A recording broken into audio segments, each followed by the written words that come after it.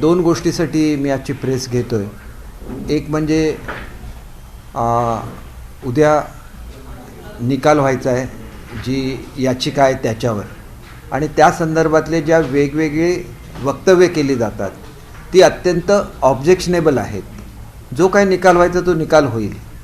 प्रत्येक वेळेला आपल्या मनामध्ये संशय बाळगायचा आणि त्या संशयापोटी आपणच उलटे कारवाया करत राहायच्या, हे जे काय चालू आहे महाराष्ट्रामध्ये ते कुठेतरी थांबण्याची आवश्यकता आहे. खरं तर पात्रता अपात्रता याच्या संदर्भातले निर्णय घेण्याचे पूर्ण अधिकार हे अध्यक्षांचेच असतात. मग हे अगोदर माहिती नव्हतं का? मग अगोदर आपण दुसरीकडे न्याय मागायचा आणि पुन्हा ते अध्यक्षांकडे गेल्यानंतर त्यांच्याविरुद्धसुद्धा काहीतरी कॉमेंट करायचं, ही अत्यंत चुकीची पद्धत आहे. आणि तुम्ही आरोपी कोणाला म्हणतात? ही की आरोपीची केस आहे का? ही एक टेक्निकल केस आहे की टेक्निकल केसमध्ये असं असतं की 2/3 बहुमत ज्यांच्याकडे आहे ते त्यांच्यावर व्हीपसुद्धा लागू होत नाही.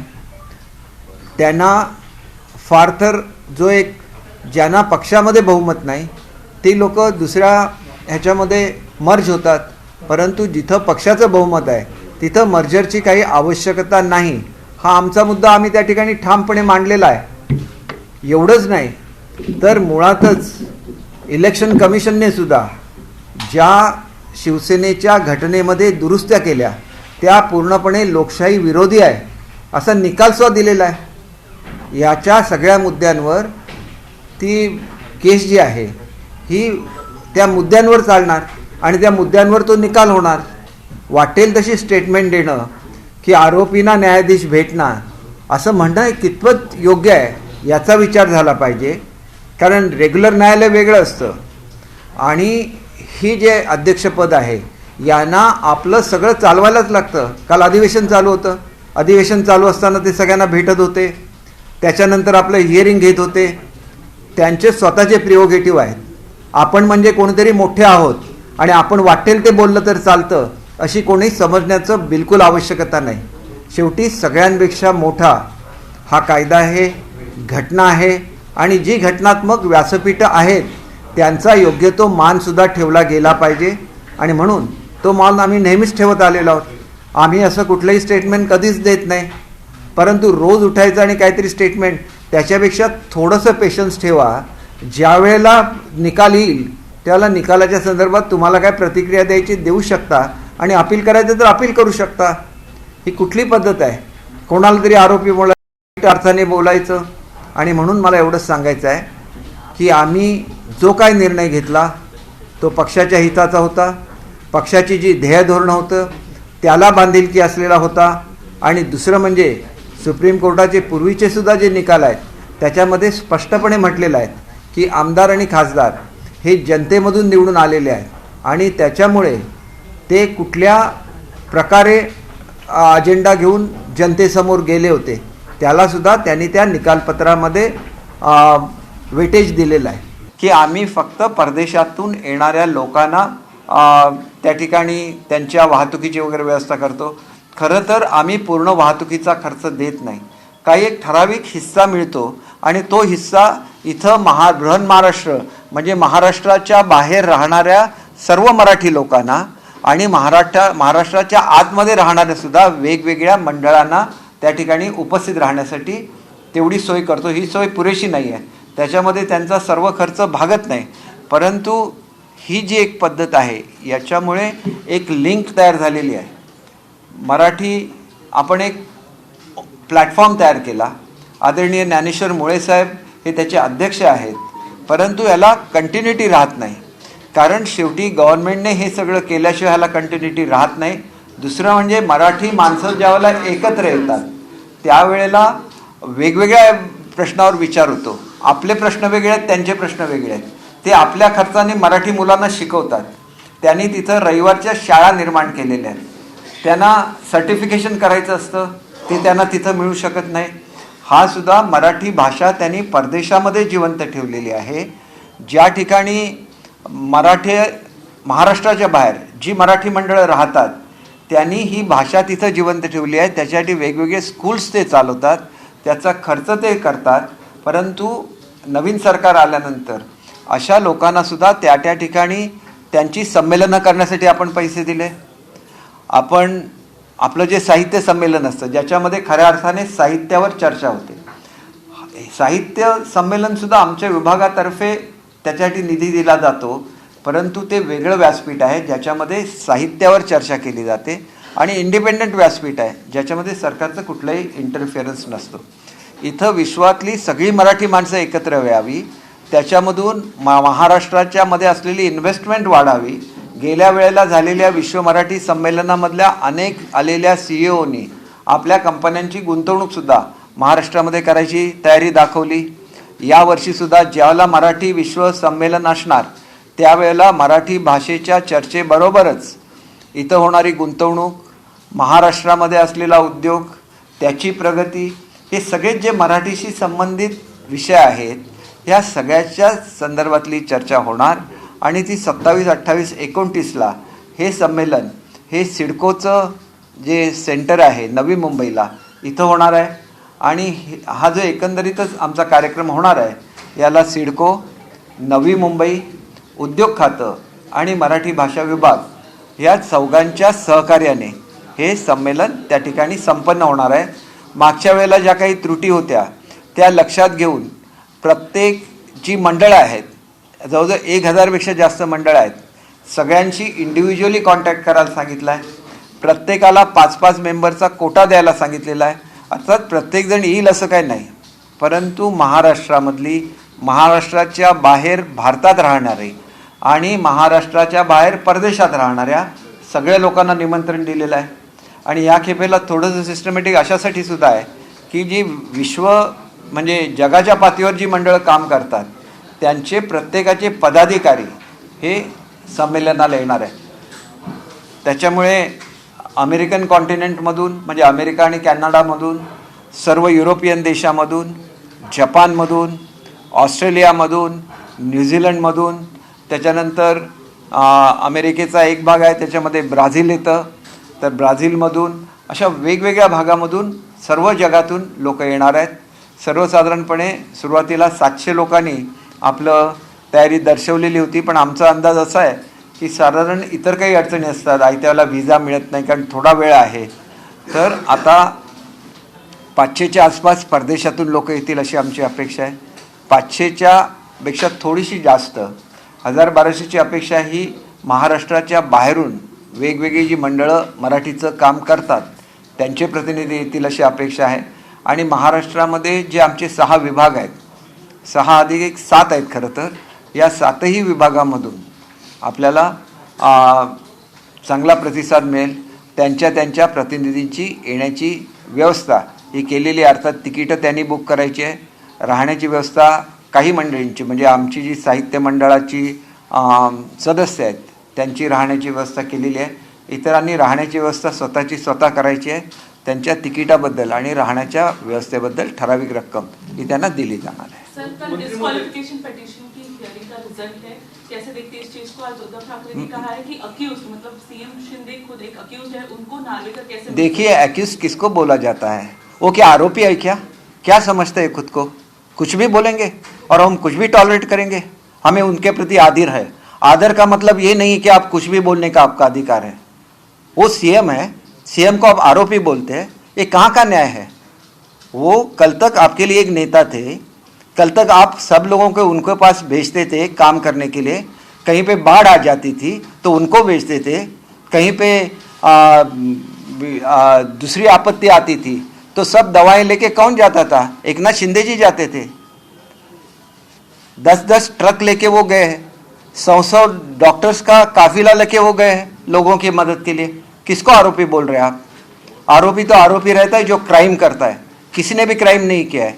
अगर क्राइम किया है तो वो बाबा साहब के जो विचार थे, उनकी जो बनाई हुई घटना थी, वो घटना किसने बदली की थी? वो बदलना अच्छा है क्या? वो उन्होंने बनाई हुई घटना थी. और घटना क्या बनाई कि हम ही अपॉइंट करेंगे और वो लोग आपको वापस चुनेंगे. देखिए, मैं प्रश्न आपने जो सवाल पूछा उसकी जवाब दे रहा हूँ, और ये जवाब किसी के, हम पूरा आदर रखते हैं उनका, आज भी आदर रखते हैं, लेकिन इस तरह से किसी को बुलाया नहीं जाता. आप किसको किस तरह से बुला सकते हैं, इसको एक लिमिटेशन है।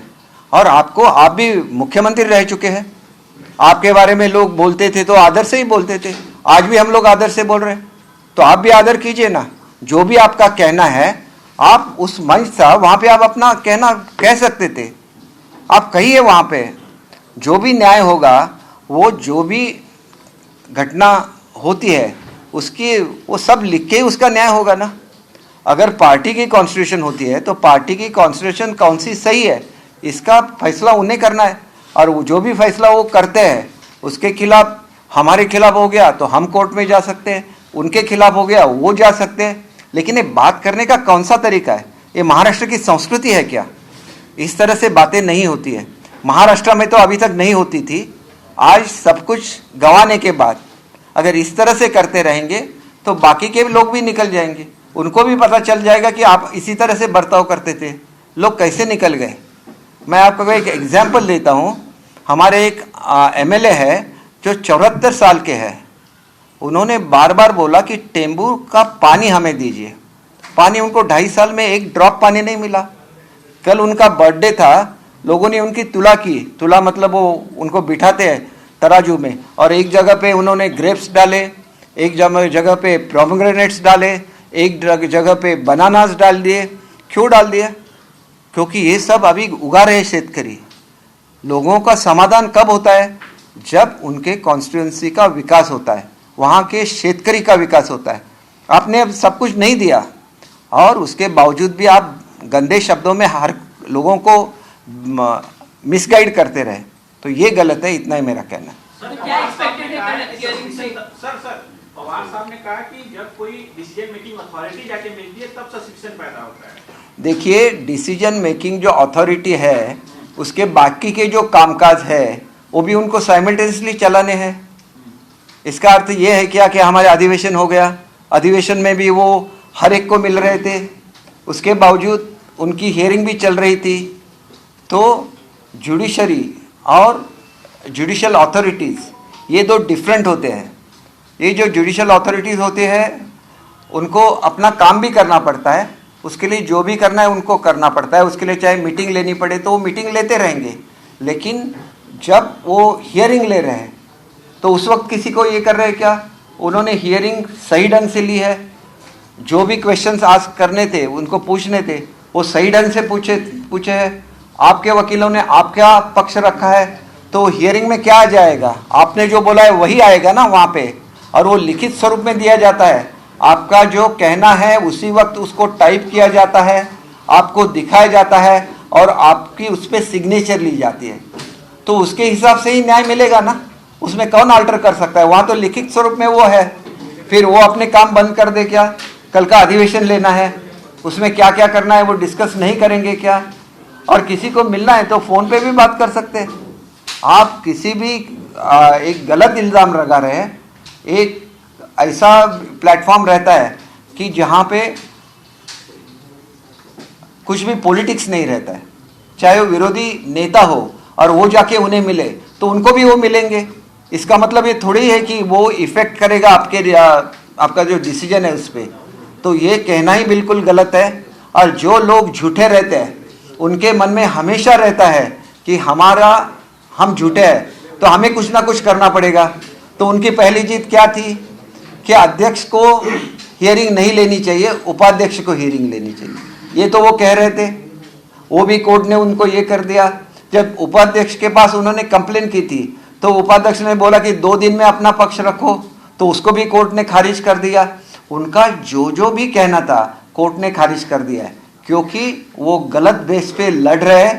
पहले तो उन्होंने अपने पार्टी के कॉन्स्टिट्यूशन में मैनिपुलेशन किया है और वो भी हमने सिद्ध करके दिखाया है। तो हम लोग ऐसे नहीं बोलते कि हमारे तरफ से ही उसका निकाल रहेगा। जो भी रिजल्ट रहेगा आप वेट कीजिए ना, हैव पेशेंस। आप महाराष्ट्र में रहते हैं, श्रद्धा सबूरी तो महाराष्ट्र का धर्म है, तो थोड़ी सबूरी रखे आप। देखिए, हम लोग कुछ भी प्रिडिक्ट नहीं करते हैं। मैं इतना ही आपको कहना चाहूँगा कि सत्यमेव जयते, सच की ही जीत होगी और हमारा पक्ष सच है, मेजॉरिटी हमारे पास है। और जब आपके पास 2/3 मेजॉरिटी होती है तो वो कैसे नहीं बने, इसीलिए गंदा खेल किया गया. शेड्यूलचा अर्थ काय मग? हां 10 शेड्यूलचा अर्थ 10 शेड्यूलमध्ये काय काय आहे याचं एक्सप्लेनेशन सुप्रीम कोर्टाने सुद्धा दिलेलं आहे. त्याच्यामध्ये तुम्ही कुठल्या बेसिसवर इलेक्टोरलच्या समोर गेला हे सुद्धा त्याच्यामध्ये लिहिलेलं आहे. तुम्ही सुप्रीम कोर्टाचा एक निकाल वाचून बघा, त्याच्यामध्ये हे सुद्धा लिहिलेलं आहे की शेवटी इलेक्टेड रिप्रेझेंटेटिव्ह ही जनता निवडून देते, म्हणून जनतेसमोर तुम्ही कुठला अजेंडा घेऊन गेलेला आहे ही गोष्ट सुद्धा महत्त्वाची आहे, हे लिहिलेलं आहे. आणि आम्ही महाराष्ट्रामध्ये युतीला समोर करून इलेक्शन लढवलेले आहे. आम्हाला मतदान हे युती म्हणून दिलेलं आहे. आम्हाला कधीही काँग्रेस, राष्ट्रवादी आणि शिवसेना म्हणून एकत्र मतदान हे महाराष्ट्राच्या जनतेने केलेलं नाही आहे. परंतु आमची जी काय बाजू कायदेशीर मांडायची असेल आम्ही मांडलेली आहे. आम्ही कोणाच्या विरुद्ध कॉमेंट करत नाही. आम्ही केले काय कॉमेंट? मग असं कोणी आमच्या मुख्यमंत्र्यांना बोललं तर आम्ही उत्तर देणार. जरा एक मिनिट, मी हे संपवतो हो प्लीज. आपण एक गोष्ट लक्षात घ्या. मी काय करतो, मी मीडियाची हे संपवतो आणि मग तुमच्याशी बोलतो. म्हणजे काय होतं माहिती आहे, नाहीतर त्याच्यामध्ये चुकीचं हे होतं. तर मला असं वाटतं की मी मीडियाची मुलाखतीमध्ये मीडियाला काय विचारायचं असेल तर विचारा, मग मी प्रेसचं माझं हे ब्रीफिंग सुरू करतो, कारण प्रेसला सुद्धा ब्रीफिंग केलं पाहिजे. प्रेसचं जरा एक मिनिट, मी हे संपवतो ना. मी आपल्याशी बोलतोय ना, प्रेसशी, प्रिंट मीडियाशी मी बोलतोय. आधी इलेक्ट्रॉनिक मीडियाचं संपवून दे, नाहीतर काय होतं, इलेक्ट्रॉनिक मीडियाला एक स्पीड असते, त्या स्पीडमध्ये ते संपवायला लागतं. त्याच्यामुळे मला असं वाटतं की प्रिंट मीडियाचा आता संपलेला, आपल्याला कॅमेरे ऑफ करायला हरकत नाही. थँक्यू. जरा कॅमेरा जरा बंद करा प्लीज. नाही, म्हणून तुम्हाला सांगितलं की प्रिंट मीडियाचं आहे ते संपवा. तुम्ही प्रिंट मीडियाच्या वतीने बोलताय का? इलेक्ट्रॉनिक मीडिया मग विचारा ना. मी तुम्हाला विचारलं आणि काय पक्षाचं नाही. जरा एक मिनिट, त्यांना संपवून दे ना, तुम्ही सांगा. भेट जी आहे ती निकाल नंतर घेता आली नसती का, टाळता आली असती का? आणि शरद पवारांचं म्हणणं आहे की ज्या पद्धतीने त्यांनी विचारलं की ते डिसिजन मेकिंग आहेत किंवा त्यांच्या ते सुद्धा निकाल घेणार आहेत, एक जजच्या भूमिकेत आहेत, अशा वेळी त्यांनी भेट घेणं टाळलं नव्हतं का? हे मग जजच्या भूमिकेमध्ये गेले 2 महिने नव्हते का ते? मग त्यावेळेला अधिवेशन चालू होतं, त्याला वेगवेगळ्या लोकांच्या भेटी घेतल्या, तुमच्या सदस्यांच्या सुद्धा घेतल्या, तुमच्या सुद्धा घेतल्या, त्याला तुम्हाला भेटत नव्हते का ते? बोलायचं, ज्येष्ठ लोकांनी काय बोलायचं ह्याला सुद्धा मर्यादा असते ना. आणि मग त्याला तुम्हाला हे सुचत नव्हतं का? मग त्याला तुम्ही का भेट घेत होता? तुमची सुद्धा हिअरिंग तिथं चालू आहे ना.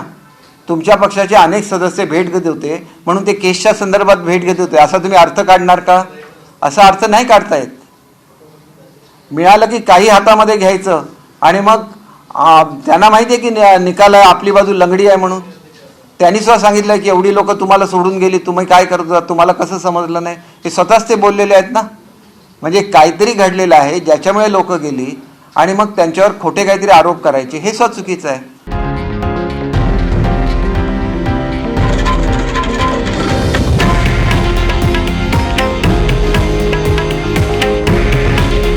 हे आहे देशातील नंबर 1 न्यूज नेटवर्क आणि आपण पाहत आहात TV9 मराठी. काळजी तुमची, हित महाराष्ट्राचं.